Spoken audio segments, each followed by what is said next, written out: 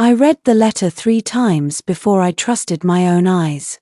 It was written in my grandfather's unmistakable hand, addressed directly to the county probate judge, calm and deliberate, nothing like the frail, confused old man my aunt was now trying to describe to the world. He explained everything, his mental evaluations, the independent attorneys he consulted, the reasons he chose to restructure his estate outside the primary will. He even named names. Margaret Whitmore has attempted to pressure me repeatedly to alter my estate plan, he wrote. Should any claims of incompetence arise after my death, I ask the court to treat them with extreme skepticism. My hands went cold. He hadn't just protected me.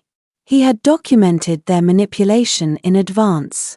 I sat down heavily, the journal open on my lap, and for the first time since his death, I felt something other than grief or fear.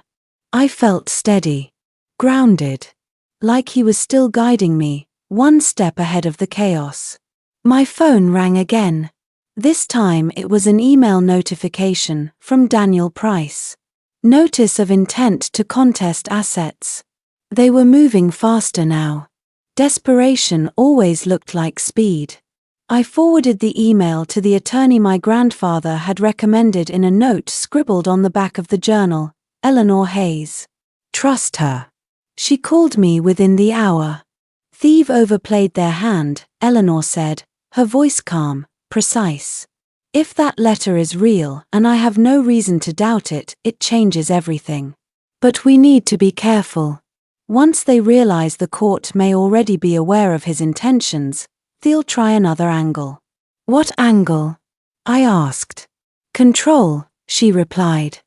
They'll try to isolate you, discredit you, push you into making a mistake. As if on cue, another message came in, this one from my cousin Emily. Mom is saying you're unstable. She's telling people you're grieving and acting irrational. The words stung more than I expected. Emily had grown up beside me, shared secrets with me, and now she was letting the lie spread. That evening, I heard a car slow near the gate. Then another.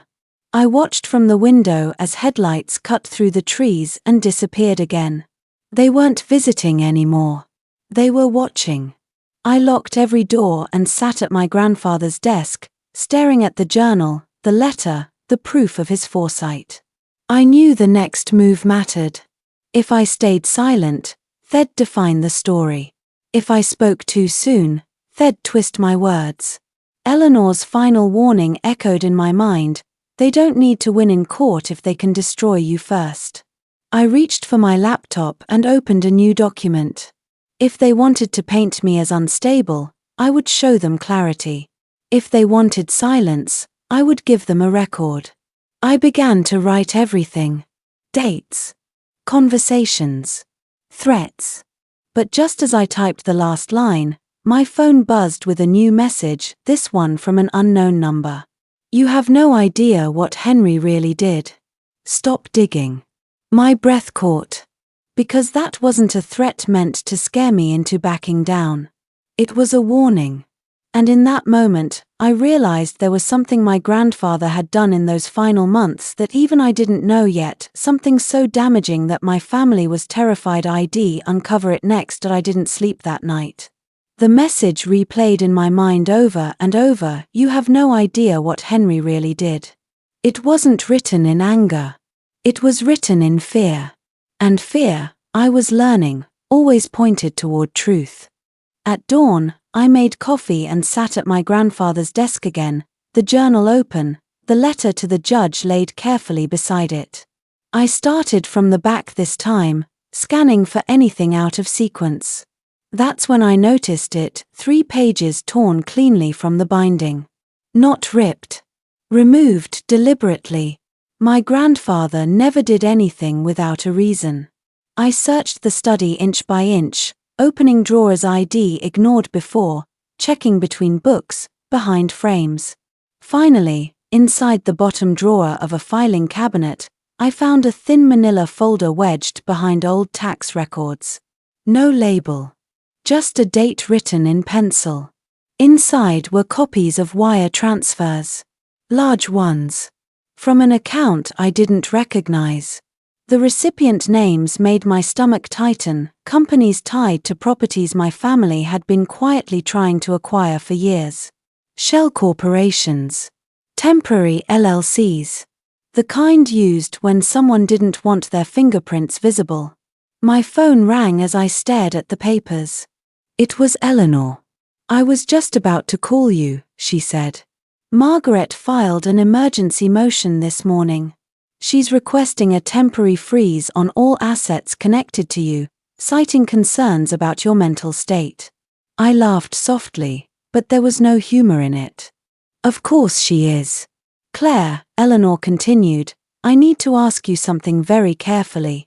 Did your grandfather ever mention making investments on your behalf, ones that didn't go through the family trust?" I looked down at the folder in my hands. "He didn't mention them," I said. "But I think he made them." There was a long pause on the other end of the line. "If those transfers are what I think they are," Eleanor said slowly, "then Henry didn't just leave you property. He moved assets out of reach entirely.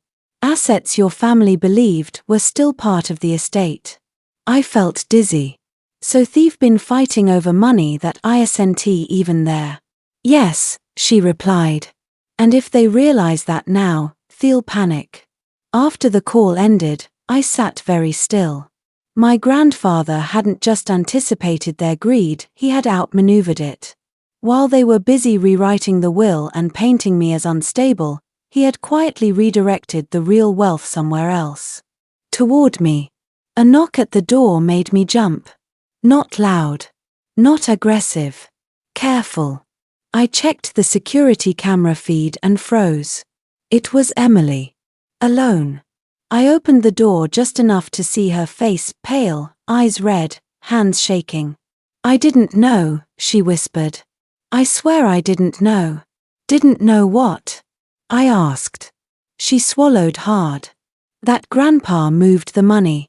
Mom found out last night. She's frantic.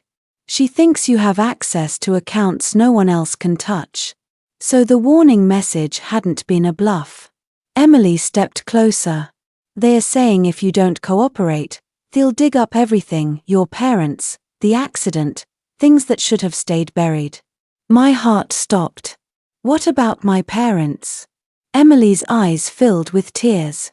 "Mom says Grandpa paid someone to make sure certain questions were never asked after the crash."